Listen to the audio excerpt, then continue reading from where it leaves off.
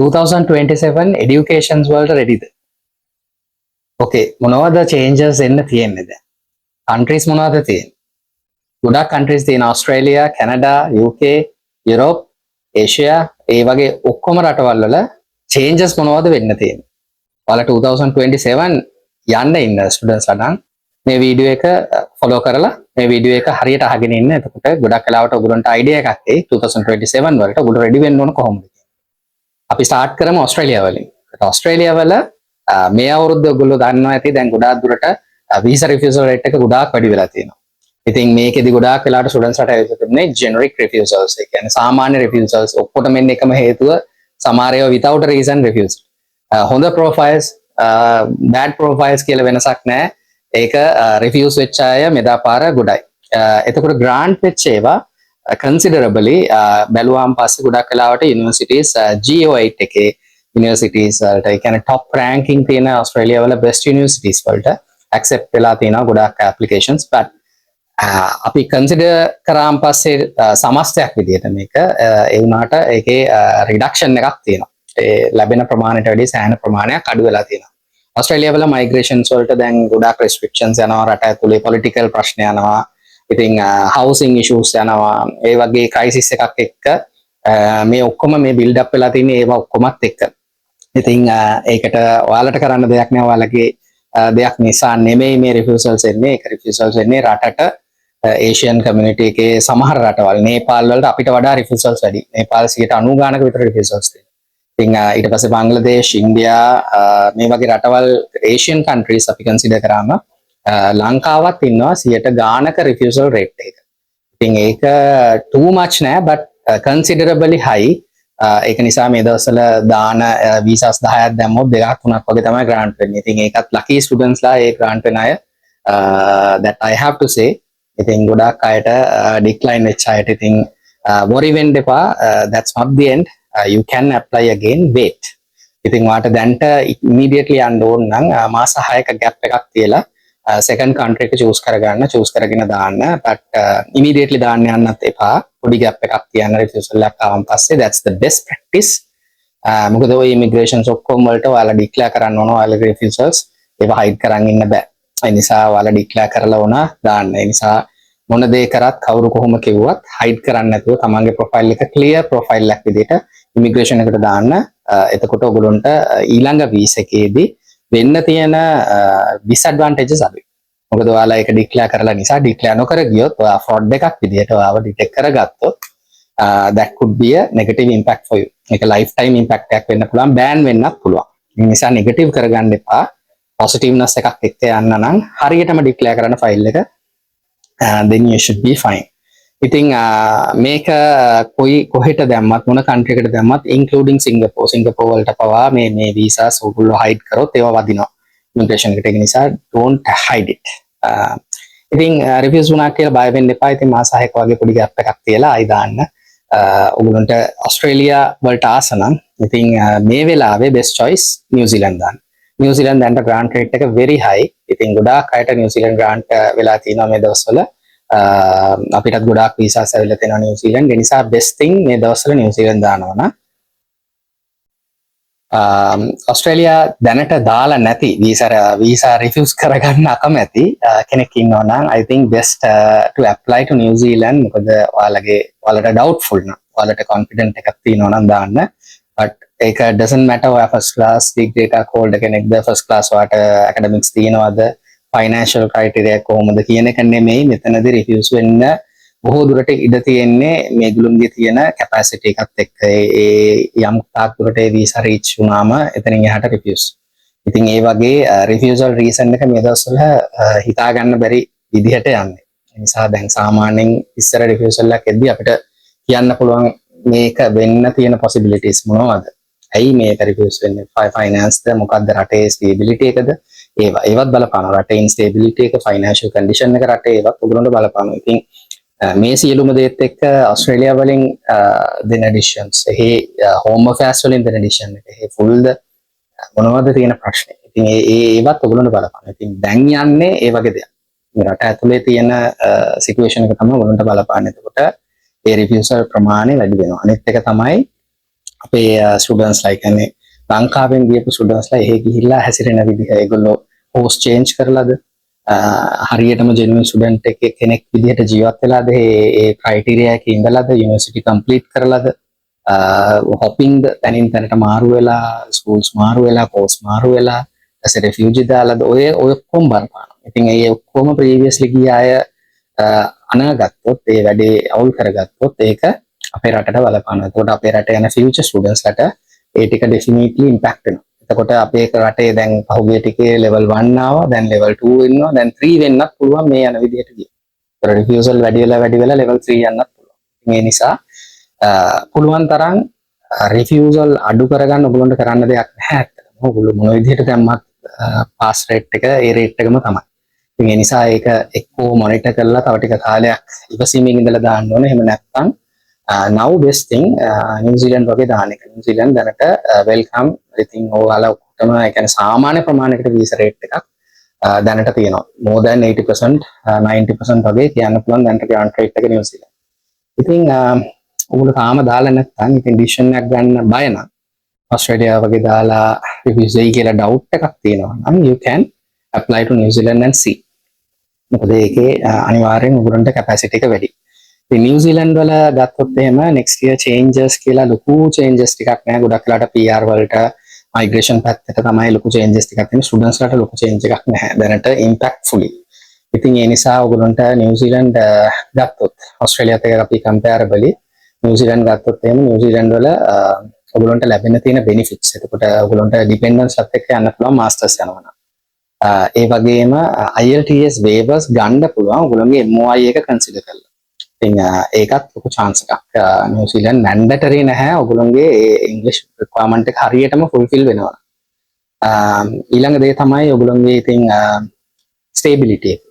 country එක ඇතුළට ගිහිල්ලා country එක ඇතුළේ ඔයගොල්ලෝ skill පැත්තට හෝ job පැත්තට යන්න stability එකක් බලාපොරොත්තු වෙනවා නම් that is also a good option in New Zealand. ඒගොල්ලෝ තියෙනවා. ඉතින් green list එකක් වෙනම තියෙනවා demanding jobs විදිහට. නමුත් ඊට අමතරව ඉතින් ඔයගොල්ලෝගේ බැචලර් එකක් මෙහි තියෙනවා නම් ගොඩක් වෙලාට මාස්ටර්ස් යන ළමයින්ට මේකෙන් chance එකක් ගන්න පුළුවන්.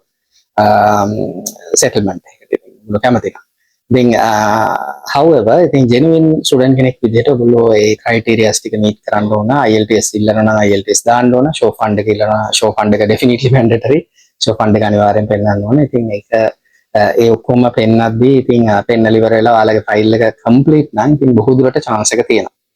dependents අත් එක්ක ගියත් that's okay to apply. A fair විදිහට දාන්න. ඉතින් dependents ලා ගොඩාක් ඉන්නවා නම් පවුල කට්ටිය වැඩි නම් ඒක considerable.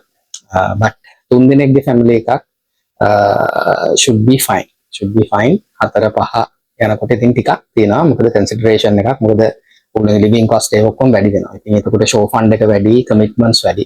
එතකොට අර file එකේ තියෙන බැරෑරුම් බව වැඩි. එතකොට ඉතින් sometimes ඔයගොල්ලන්ගේ file එකට තියෙන negative impact එකක් පොඩ්ඩක් high වෙන්න පුළුවන්. However, comparable to other countries, New Zealand is okay to apply. ඉතින් මේ දවස්වල best එකට දාන එක. අනිත් දේ තමයි ඉතින් ඔස්ට්‍රේලියාත් අතරින්න බෑ. ඉතින් ඔස්ට්‍රේලියා කියන්නේ ඉස්සරින්දම demanding country එකක්. ඉතින් තියෙන ඒගොල්ලෝ internally PR process එක ඒ වගේ දේවල් ගොඩාක් changes කරනවා. ඉතින් easy වෙන්න සමහර ඒවා දාලා තියෙනවා. but at the end students ලට පොඩ්ඩක් tight වෙලා තියෙන්නේ. මෙදාපාර උඩරිම tight වෙලා තියෙන්නේ.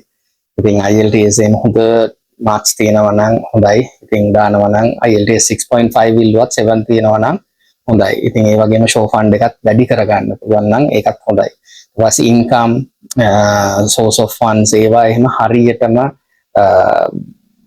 පොඩිවත් රිස්ක් එකක් ගන්න නැතුව හරියටම කරන්න කියන එක තමයි කියන්නේ. ඉතින් එතකොට chances වැඩි. අනිත් එක යුනිවර්සිටි එකේ costings බල ගණන් අඩු යුනිවර්සිටිස් මෙවලේ දාන්න එපා. ඉතින් මෙවලේ හොඳයි high ranking යුනිවර්සිටි එකට දාන්න. ඉතින් ඒ වගේම තමයි don't change the course, don't change the university.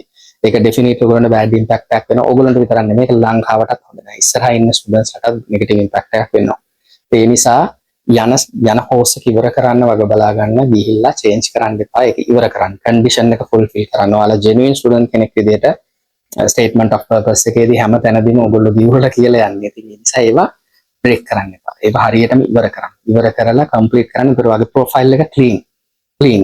ඔයාලගේ එතකොට ඉමිග්‍රේෂන් එකට වුණත් ඉස්සරහදී වුණත් හෝම් ඇෆෙයාර්ස් එකට ක්වෙස්චන් කරද්දී වුණත් කිසිම ක්වෙස්චන් එකක් නැහැ ඔයාලගෙන් අහන්න. ඒතර ඔයාලා ක්ලීන් ප්‍රොෆයිල් එක.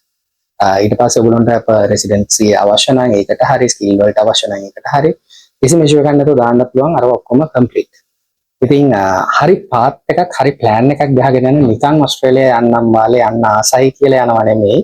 බට් ප්ලෑන් එකකට යන්න. දැන්ට මොනවද කෝසස් තියෙන්නේ? ඒ කෝසස් වල එතකොට කොයි වෙලාවෙත් හිතන්න එපා දැන් හොස්පිටැලිටි ඔය ට්‍රෙන්ඩින් වලට. දැන් මේවා ඩිමාන්ඩ්, හෙල්ත් කෙයාර් ඩිමාන්ඩ් එහෙම නෙමෙයි. ඔයාලගේ බෑග්ග්‍රවුන්ඩ් එකත් එක්ක මැච් වෙන ඔයාලට ජස්ටිෆයි කරන්න පුළුවන් හරි කෝස් එක සිලෙක්ට් කරගෙන ඇප්ලයි කරන්න. ඩිමාන්ඩින් එක නෙමෙයි. මොකද ඩිමාන්ඩින් එක ඔයගොල්ලෝ දැම්මොත් ඒක ක්ලියර්ලි අයිඩෙන්ටිෆයි වෙනවා, තේරෙනවා ඔයා ඩිමාන්ඩ් එකක් මේ දාගෙන එන්නේ රට ඇතුලේ ස්ටේබලයිස් වෙන්න. එතකොට ඒකම බලාගෙන ඔයා ටාගට් කරන් ඉන්නේ. ඒක නෙමෙයි මෙතන කියන්නේ. ඒක ටාගට් කරන්න කියලා නෙමෙයි කියන්නේ, ටාගට් කරන්න ඕන ඔයාට ගැළපෙන කෝස් එක. ඔයාගේ බෑග්ග්‍රවුන්ඩ් එකට ගැළපෙන හරි කෝස් එක මොකක්ද? අන්න ඒ කෝස් එකට particularly apply කරන්න. එතකොට ඔයාට ඒක ජස්ටිෆයි කරන්න හරි ලේසි. ඒකට මේ ජස්ටිෆිකේෂන් එකේදී ඔයගොල්ලෝගේ ෆයිනෑන්ෂල් ජස්ටිෆිකේෂන් එක, ඊට පස්සේ ඔයගොල්ලෝගේ හිස්ටරි එක, ඔයාලගේ සෝෂල් මීඩියා පවා චෙක් කරනවා. ඉතින් ඒ නිසා ඒ හැම දෙයක්ම ඔයගොල්ලෝ හරියටම බලන්න. කොහොමද ඔයාලගේ බෑග්ග්‍රවුන්ඩ් එක එන්නේ? ඔයා ඔසි දානවා නම් ඔයාගේ ප්‍රොෆයිල් එක සුපර්බ් වෙන්න කරගන්න. ඒ කරලාත් ඉතින් රිවිව්ස් වෙන්න පුළුවන්. ඒක මොකද at the end decision එක තියෙන හෝම් ඇෆෙයාර්ස් අතරේ. අනිත් එක තමයි ඔයාගේ ලක් එක ඉතින් බලපානවා සමහර වෙලාවට මෙවෙලේ මොකද කිසිම ඒජන්ට් කෙනෙකුට කොච්චර ප්‍රොෆෙෂනල් කොච්චර කල් පරණද ඒව නෙමෙයි මෙතනදී මොන දේ තිබ්බත් රිෆියුසල් කියන එක ඩිසිෂන් එක දෙන්නේ එම්බසි එකේ ඉමිග්‍රේෂන් එකේ. ඒකට ඉමිග්‍රේෂන් එකේ ඩිසිෂන් එක එන්නේ ඔයා කවුද ඒජන්ට් කවුද කියලා බලලා නෙමෙයි. ඉතින් ඒ නිසා ඔයා ප්‍රෙසිඩන්ට් උනත් වැඩක් නැහැ. ඒක ඩික්ලයින් නම් ඩික්ලයින්. ඉතින් ඒක නිසා ඒක ගැන හිතන්න එපා. මේ එහෙම මෙතනින් කරත් මෙහෙමයි, මෙතනින් කරොත් මෙහෙමයි, මගේ මේක ප්‍රොෆයිල් එක මේකයි, මට වීසා දෙන්න ඕනයි කියලා. එහෙම නීතියක් නැහැ කොහෙවත්. ඒක නෙමෙයි ඔතනදී කන්සිඩරබලි ඔයාගේ ප්‍රොෆයිල් එක සමහර වෙලාවට පික් වුණත් ඔයාට ෆයිල් එක එදෙලට ඩික්ලයින් කරන්න වෙනවා නම් ඩික්ලයින් කරන්න වෙනවා වීසා ඔෆිසර්. ඉතින් ඒක නිසා එතකොට මොනවා හරි රීසන් එකක් දාලා ඔයාගේ ෆයිල් එක ඩික්ලයින් වෙලා යනවා. මේ දවස්වල අපිට පේනවා ගොඩක් වෙලාවට රිෆියුසල් උස්සගෙන යන ළමයින්ගේ රිෆියුසල් දැක්කම තේරෙනවා අපරාධ කියලා. මේ ඒ රිෆියුසල් එක වීසා ඔෆිසර් මොකක් බේස් කරගෙන දීලාද කියලාත් ප්‍රශ්නයක් තියෙනවා ඉතින්. නමුත් අවුරුව රිෆියුස්ඩ්. ඉතින් ඒකට ආගෙ කරන්න බෑ. මොකද ඔයාලා ඕස්ට්‍රේලියා ඇතුලේ ඉඳලා වීසා එකක් රිෆියුස් කරා නම් අපිට පුළුවන් ටර්බියුනල් දාලා ඒක අපීල් කරන්න. අපීල් කරන්න අපීලින් ප්‍රොසෙස් එකක් තියෙනවා. බට් මෙහෙදී ලංකාවේදී ඒක කරන්න බෑ ඔයාලා. ඔයාලා offshore students ලා නිසා ඉතින් unfortunately රිෆියුස් වුණා රිෆියුස් තමයි. ඒකට ආයි වට දානවා නම් මාස 6ක ගැප් එකක් තියලා ආයි රීසබ්මිෂන් එකක් කරන්න ඕනේ. ඉතින් මේ ඔක්කොමත් එක්ක මම කිව්වා වගේ New Zealand better to apply right now. ඉතින් අනිත් countries අපි බලද්දී කැනඩාත් ඉතින් කාලයක් තිස්සේම නෙගටිව් ඉඳලා ඔන්න දැන් පොඩ්ඩක් පොසිටිව් වෙනවා. ඉතින් යුනිවර්සිටි වලින් එක දෙක දැන් ඇප්ලිකේෂන්ස් වීසා ග්‍රාන්ට් එක එනවා.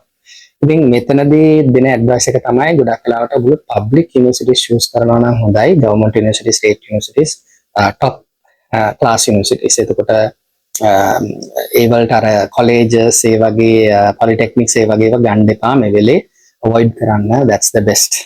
මේ වෙලේ රිස්ක් එකක් ගන්න එපා. මොකද කැනඩා දැන් තාම බූම් වෙන්න පටන් ගත්තාම මේකෙදි අපි බලන්න ඕන කැපැසිටි හොඳේ වලට දාලා අපේ ලංකාවේ නමයි ප්‍රොෆයිල්ස් උයි අවුල් කරගන්න නැතුව ආයි අර පරණ විදිහට රිෆියුසල් වැඩි කරගන්න නැතුව පොසිටිව්නස් එක වැඩි කරන්න. එතකොට එම්බසි එකෙන් කන්සිඩර් කරලා අපේ තියෙන වීසා ග්‍රාන්ට් රේට් එක අප් කරයි. එතකොට ආයි අර පරණ විදිහට වීසා රේට් එක වැඩි වෙයි කැනඩා. ඒ නිසා හොඳ ප්‍රොෆයිල්ස් දාන්න, අවුල් ප්‍රොෆයිල්ස් ගන්න එපා. ඔයගොල්ලෝගේ තේරෙනවා නම් ඔයාලගේ ප්‍රොෆයිල් එකේ ගැප්ස් වැඩි, IELTS හරි, ඉංග්‍රීසි නොලෙජ් එක අඩුයි, එතකොට ඇකඩමික් වල හරියට මැච් වෙන්නේ නැහැ. ඉතින් ඒවත් එක්ක තියෙද්දි දාන්න එපා. ඊට වඩා හොඳයි නොදා ඉන්න එක. මේකේ ඉම්පැක්ට් එක ඔයාලට විතරක් නෙමෙයි ෆියුචර් ස්ටුඩන්ට්ස් ලා කොට වෙනවා. ඒ නිසා දාද්දි හරියම කන්සිඩරේෂන් එකක් එක්ක දාන්න. ඔයගොල්ලෝගේ බෑග්ග්‍රවුන්ඩ් එකේ ඔක්කොම ඔයාලටම පුළුවන් විදිහට මැච් කරගන්න. ඊට පස්සේ හරි කවුන්සලින් එකක් ගන්න. කවුන්සලර් කියපු පළියට දාන්නත් එපා. බලන්න මේක ප්‍රැක්ටිකලි මැච් වෙනවද කියලා. ඒතරේ මැච් වෙනවා නම් ගන්න ඔයාලගේ ෆයිනෑන්ෂල් කැපැසිටි එක කොමත් එක්ක. ඉතින් කැනඩා වලටත් මම හිතන්නේ මැක්සිමම් ෂෝ ෆන්ඩ් එක දාලා ගැප්ස් අඩු කරගෙන පුළුවන් තරම් IELTS මැක්සිමම් කරගෙන මොකද බැචලර්ස් මාස්ටර්ස් කියලා දෙකම තම IELTS පොදුයි 6.5 ඕන දෙකටම. ඉතින් බැචලර්ස් වලටත් 6.5 ඕන කැනඩා මාස්ටර්ස් වලටත් 6.5 ඕන. ඒ නිසා මේක මැක්සිමම් ගන්න බලන්න. මොකද ඔයාලා කොහොමත් යන්නේ ඉංග්‍රීසි රටකට ඉංග්‍රීසි වලින් ස්ටඩි කරන්න. සිංහලෙන් නෙමෙයි. ඒ නිසා IELTS ගැන උච්චර ස්කෙයා වෙලා බය වෙලා මේක කරන්න බෑ. ඔයාලා ගියත් ඔයාලා ඉගෙන ගන්න ඕනේ ඉංග්‍රීසි වලින්. ඒක නිසා මේ IELTS කියන නමට බය නැති කරගන්න එක ඔයාලා සතුටු. ඒකට නමට බය වෙලා ඉන්න ගොඩක් අය කරගන්න බැරි කමට වඩා කොන්ෆිඩන්ස් එක නැති. බය වෙන්න එපා. බය නැතුව කරන්න. මොකද ඔයාලා කොහොම කරත් එහෙට ගිහිල්ලා ඔයාලා ගැටෙන්නේ ඉංග්‍රීසි කමියුනිටි එකත් එක්ක. ඔයාලා ඉගෙන ගන්න ඉංග්‍රීසි වලින්. ඉතින් මේ ඔක්කොම කන්සිඩර් කරද්දී ඔයාලට බෙස්ට් තින් අරක IELTS කියන ඒ බය ෆෝබියා එක අයින් කරගන්න. අයින් කරගෙන කරන්න. බය නැතුව කරලා ඉවරලා ඒක දාන්න. ඒක රික්වයර්මන්ට් එක. ඉතින් ඒක දාන්න. අර මේක හරියට නිකන් අර ලංකාවේ හෙල්මට් දාන කට්ටිය වගේ හෙල්මට් දාන්නේ පොලිසියට බය මිසක් Taman ගොළුව ප්‍රොටෙක්ට් කරගන්න නෙමෙයි. මේක හරි මෝඩ වැඩන්නේ. ඉතින් ඒ වගේ නෙමෙයි ඒ වගේම තමයි මේක. ඉතින් ඒ නිසා තේරුම් ගන්න මේක ෆැක්ට් එක. ඔයාලා යන්නේ ඉංග්‍රීසි රටකට ඒගොල්ලෝ ඉංග්‍රීසි ඉල්ලන්නේ ඒකට. ඒක ඔයාලට දිය යුතුයි. must do it. right? ඉතින් ඒක ඊට පස්සේ කැනඩා වල පෝස්ට් ස්ටඩි වර්ක් පර්මිට් එක ඉතින් අනිත් රටවල් වලට වඩා වෙනස්. ඒගොල්ලෝ 3 years අනිවාර්යෙන් හම්බ වෙනවා පෝස්ට් ස්ටඩි එක. ඉතින් මේකත් ලොකු පොයින්ට් එකක්. ඔයාලට 3 years පෝස්ට් ස්ටඩි එකක් දෙනවා කියන්නේ ඔයාලට ඒ කාලේ ඇති ඔයාලට රටේ සෙටල්මන්ට් එකක් වෙන්න අවශ්‍ය නම් you can. මොකද ඒක එතකොට ඔයාලා obviously ඔයාලගේ ස්කිල් එක පෙන්නලා ඒ ටැලන්ට් එක පෙන්නලා තමයි ඒක ගන්න. ඉතින් ඒකත් හොඳයි එකක්. කැනඩා ඒ නිසා කැනඩා වල එකම ඩිස්ඇඩ්වාන්ටේජ් එක තියෙන්නේ ඉතින් සීතලයි. අවුරුදු පුරාවටම සීතල තියෙනවා යම් තරමකට. අනිත් එක සීතල කාලෙට හොඳටම සීතලයි. ඉතින් ඒකට ඔයගොල්ලෝ සමහර වෙලාවට ආස වෙන්න පුළුවන්. චේන්ජ් එකක් නේ. ඔයාලා ලංකාවෙන් එළියට ගිහලා ස්ටඩි කරන්න චේන්ජ් එකක් ගන්න. ඉතින් ඒ චේන්ජ් එක ගන්න. ඉතින් කැනඩාත් හොඳයි. ඒ ස්නෝයි ක්ලයිමට් එකත් එක්ක ඒ චේන්ජ් එක අත්විඳින්න. මොකද ඒකෙත් අමුතුම වෙනසක් තියෙනවා. ඉතින් ඒක ඊට පස්සේ ඒත් එක්කම අපිට බලුවොත් එහෙම ඉතින් USA ත් යන්න පුළුවන්. ඉතින් USA දැන් ගන්න පුළුවන්. දැන් ටික වීසාස් USA වලටත් ග්‍රාන්ට් කරගන්න පුළුවන්.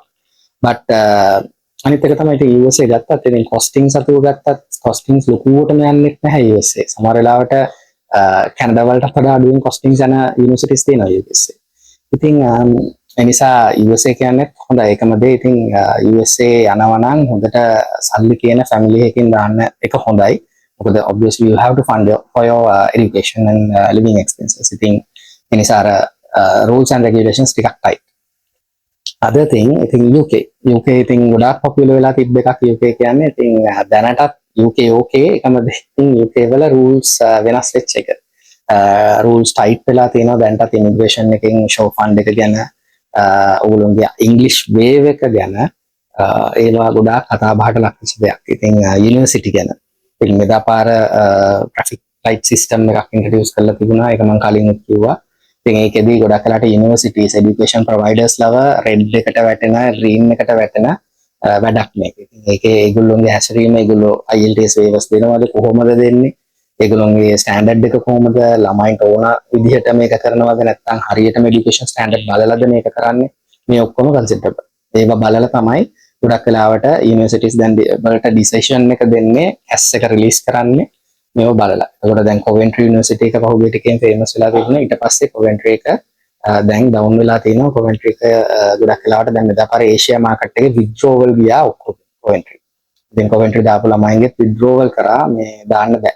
ඒෂියා ඒගොල්ලෝ ඒක අයින් කරා ඒක. that's the thing. ඒක risk category. එතකොට ඒ වගේ risk category තව යුනිවර්සිටිස් තියෙනවා. ඉතින් ඒ risk category නැති යුනිවර්සිටිස් වල green එන යුනිවර්සිටිස් වලට පොඩ්ඩක් තාම දාන්න පුළුවන්. ඉතින් මේවල ස්කෝලර්ෂිප් එක ප්‍රශ්නයක් නෑ. ස්කෝලර්ෂිප් එක යුනිවර්සිටි එකට grant කරන්න permission එක තියෙනවා. නමුත් ස්කෝලර්ෂිප් එක දෙන්නේ ඔයාගේ academic බලලාද නැත්නම් නිකන්ද? ඔන්න ඕකත් consider කරන්න. නිකන් ඔහේ ආවට කියලා ස්කෝලර්ෂිප් එක දෙනවා නම් ඒකත් ප්‍රශ්නයක්. ඇයි ඒ කියන්නේ? ඒ නිසා අර ඒකත් නෙමෙයි මාකටිං ස්කෝලර්ෂිප් එක රීසනබල් ගානකුයි academic scholarship එක ඔයගොල්ලෝ academics බලලා දෙනවා නම් issue එකක් නැතර ඉන්නේ එක safe. ඒ වගේ ඉන්නේ එකට ඔයගොල්ලෝ දානවා කියන්නේ ඔයාලගේ visa එකත් safe. cash එකත් safe. තව දෙයක් තමයි cash එක deposit එක. cash deposit සමහර universities වල තියෙනවා before the cash university deposit එක දානවා. සමහර ඒවා තියෙන university එක cash එකෙන් පස්සේ දාන්න. ඉතින් මේ වගේ මේක categorize වෙනවා. ඉතින් ඒක දාන යොමු එක අනුව vary වෙනවා. දාන ප්‍රමාණය minimum සාමාන්‍යයෙන් 3000 තමයි තියෙන්නේ cash deposit එක. ඊට අඩුවට නෑ. 3000 තමයි දැන්ට යන recognized cash deposit එක. ඉතින් නමුත් සමහර වෙලාවට ඒ 3000 දැම්මත් ඔයාලා කැෂ් එක රිලීස් වෙද්දි 50% යුනිවර්සිටි ෆී එක ගෙවන්න ඕන. සමහර යුනිවර්සිටිස් ඉන්නවා 4000යි ගන්නේ පවුන්. ඒක ආයි ෆී එකක් නෑ ඔයගොල්ලෝ යනකම්. ගිහිල්ලා ඉවරලා ඉන්ස්ටෝල්මන්ට් බේසිස් ඔයගොල්ලන්ට ගෙවාගෙන යන්න පුළුවන්. ඉතින් එතකොට මේ ඔප්ෂන්ස් දෙකෙන් චූස් කරගන්න පුළුවන් තමන්ගේ කෝස් එකේ අදාළ යුනි එකේ තියෙනවා නම් ඔයගොල්ලන්ට ඒක ගන්න පුළුවන්. ඉතින් UK වල ඉතින් IELTS වේව් එක ගැන මම ගොඩාක් කතා කරන්නේ නැහැ මොකද ඒක possibility එක දැන් එන්න අඩු වෙගෙන යන්නේ 2027ට බොහෝ දුරට IELTS වේව් එක අයින් වෙන්න තියෙන ඉඩ වැඩි. ඉතින් එහෙම වුණොත් ඔයගොල්ලන්ට අර normal විදිහටම IELTS දා හොත් Duolingo ඒ වගේ මොනවා හරි exam එකක් දාලා තමයි යන්නේ. Other thing, I think other factors have UK considerably visa lazy. I think fast visa දැම්මොත් දවස් 5න් visa එකනවා. I think මේ වගේ තියෙනවා UK වෙනස්කම්. අනිත් ඒවාත් එක ගත්තාම UK rate එක හොඳයි. දාන්න lazy නිසා. I think alternative countries, Ireland උත් okay. Ireland European country එකක්. I think Ireland උත් UK ළඟම තියෙන එකක්. I think Ireland වලත් සාමාන්‍ය demanding යන්නේ ගොඩක් කරාට IT subjects වලට engineering subjects වලට නමුත් Ireland අර ගොඩක් settlement එකකට easy country එකක් නෙමෙයි නමුත් ඔයාලට job එකක් හරියටම secure කරගන්න පුළුවන් වුණොත් you can. I think Ireland උත් හොඳ රටක්. Ireland වල IELTS mandatory නෑ. Ireland වල ඉස්සරින්නම් අපි Ireland කරත් නිසා අපි දන්නවා මම හිතන්නේ දැන් ගොඩක් වෙලාවට අලුතෙන් දානවා මේ Duolingo වලින් යන්න පුළුවන් introducing කියලා introducing නෙමෙයි මේක ඉස්සරින්ම තිබ්බා. I think Duolingo වලින් යන්න පුළුවන් මේකට. ඒක අපි මම හිතන්නේ Ireland ලංකාවට boom වෙනකොටම අපි ගොඩාක් popular වෙලා තිබුණා. අපි ගොඩක් applications දාලා අපිට success stories ගොඩක් තිබුණා Ireland. ඉතින් Ireland කියන්නේ ඉතින් good country. අනිත් අපි හරි process එක අපි දන්නවා. ඉතින් Ireland වලට බලන්න පුළුවන් අපේ page එකේ. ඉතින් Duolingo is okay to accept. ඉතින් හරි amount එක ගන්න. හරි amount එක score කරන්න. එතකොට Ireland උඩත් දාන්න පුළුවන්. Ireland වල partners ලා යන්න බෑ. ඒක මතක තියාගන්න. එතකොට UK ත් බෑ. දැනට ටෙක්නිකලි ගත්තාම එම්බ්‍රෙස් එකට දාන්න එපා. එන්නේ නැහැ offers. ඉතින් හරි අමාරුයි ඒකට වීසා ගන්න. ඒ නිසා එම්බ්‍රෙස් එක follow කරන්න එපා. ඒක තමයි මගේ ඇඩ්වයිස් එක. ඉතින් Ireland උත් partners ලා ඉන්නවා නම් දාන්න එපා. single ඉන්නවා නම් දාන්න.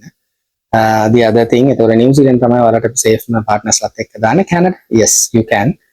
partners ලා bachelor එකටත් Canada ගන්න පුළුවන් STEM courses කරනවා නම් STEM එකේ තියෙන course එකක් වාගේ තියෙනවා නම් ඒකට bachelors වලට වුණත් ඔයාලා partners ලාව ගන්න පුළුවන්. නමුත් not recommended. Not recommended. ඉතින් masters තමයි best ideal. තව අපි ගත්තොත් popular destinations අපි Netherlands වලට ගොඩාක් අපි popularity එක ඔයාලා පේනවා අපේ මේවා දැක්කොත් තියෙන එක තියෙනවා Netherlands වලට. මේ Netherlands කියන්නේ හොඳ රටක් New Zealand වගේම costings පොඩ්ඩක් වැඩි. New Zealand වලත් අවුරුද්දක tuition fee ගෙවන්න ඕනේ. show fund එකේ එහෙම ලොකු ගාණක් වෙන්නන්න ඕනේ. ඉතින් ඒවත් එක ගත්තාම New Zealand cost එක වැඩි. නමුත් reliability එක හොඳයි ඉස්සරහට future එකට.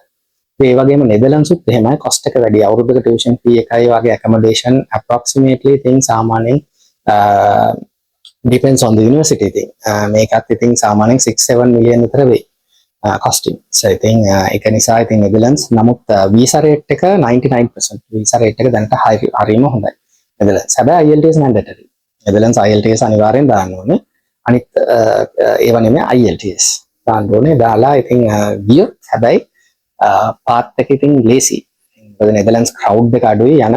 ඉතින් එතකොට ඔයාලට jobs path days living cost එක ටිකක් high. නමුත් ඒ වගේම තමයි income එකත් high.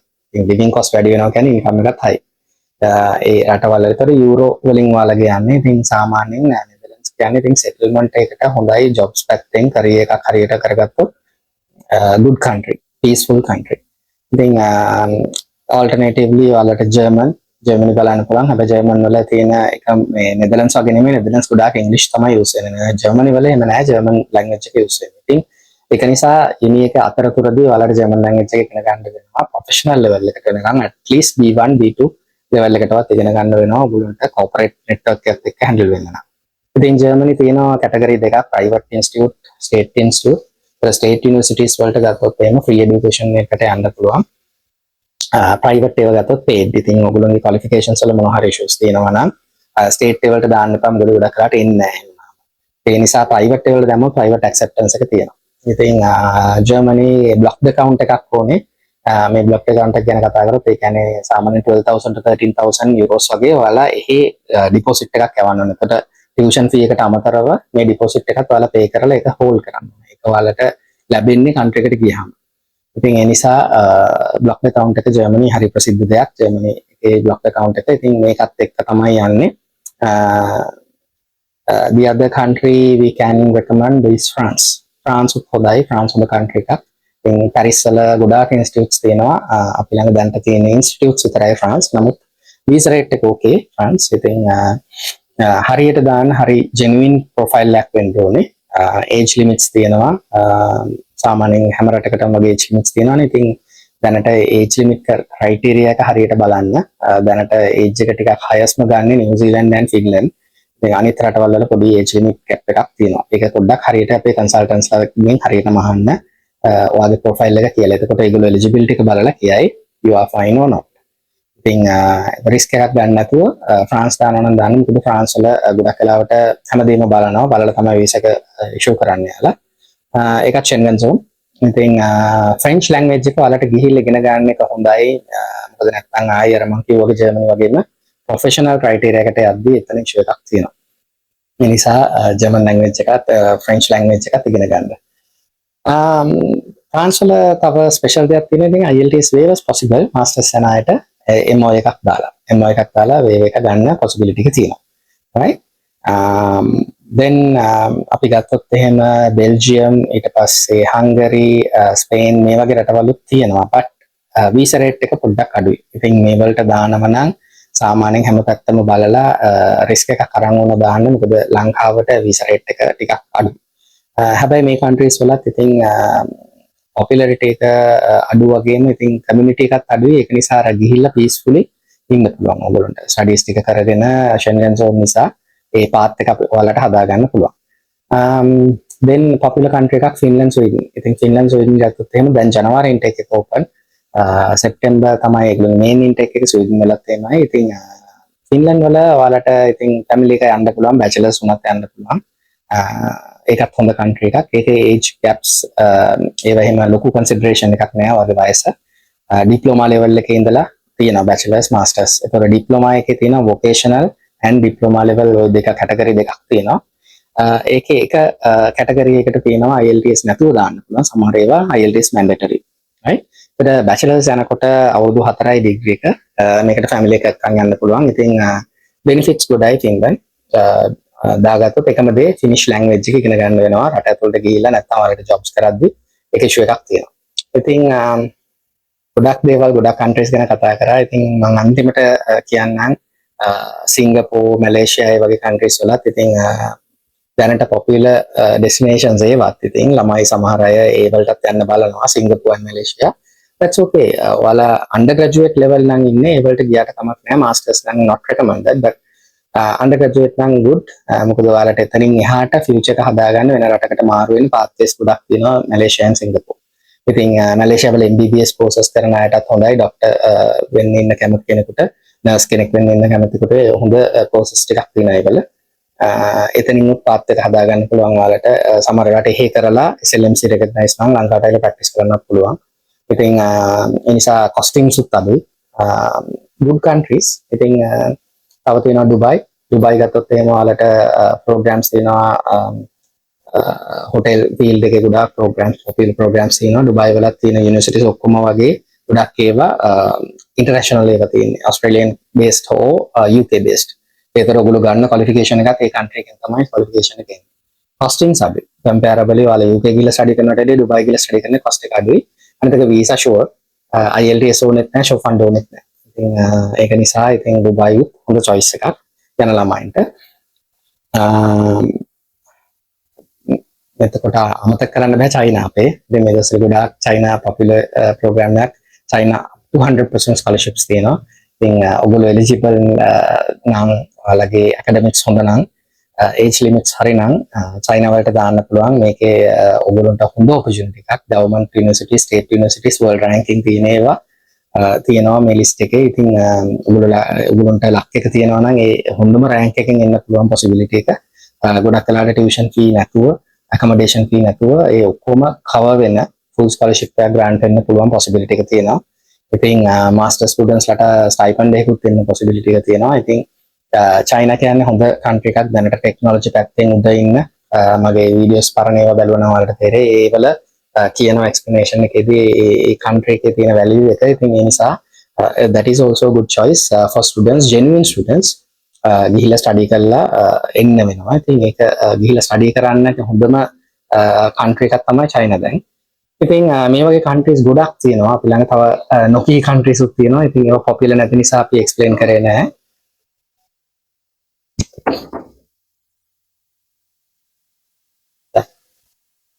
ඉතින් මේ countries එක ඔයාලට best thing තමයි office එකට එන්න.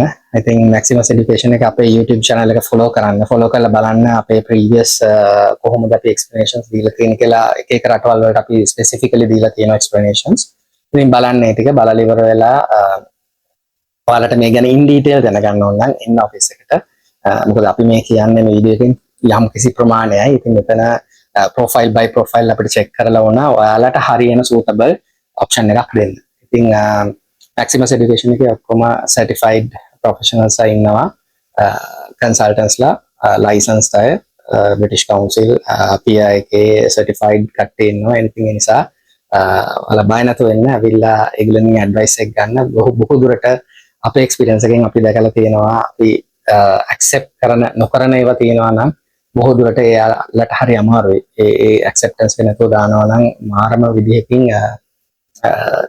අපේ experience එකෙන් අපි ගොඩක් වෙලාට profile එකක් බාර ගන්නවා නම් බොහෝ දුරට අපි check කරලා බාර ගන්න. ඉතින් ඒකට අපේ පුළුවන් උපරිම අපි සහයෝගය දෙනවා ඔයාලට.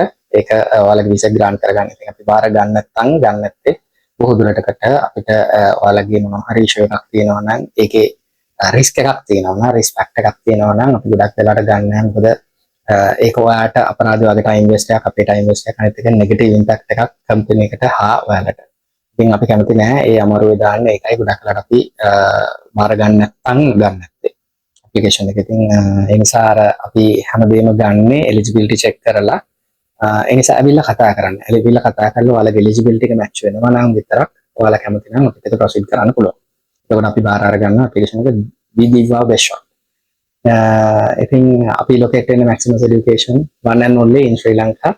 මෙතන විතරයි තියෙන්නේ. තව කොහෙවත් Maximus Education Sri Lanka එකක් නැහැ. අපි ඉන්නේ බම්බලපිටියේ duplication road එකේ පරණ house of fashion එකට කලින් building එකේ. ඉතින් එන්න ඇවිල්ලා කතා කරන්න අපේ consultants එක්ක. welcome you all. Follow our YouTube channel for more details.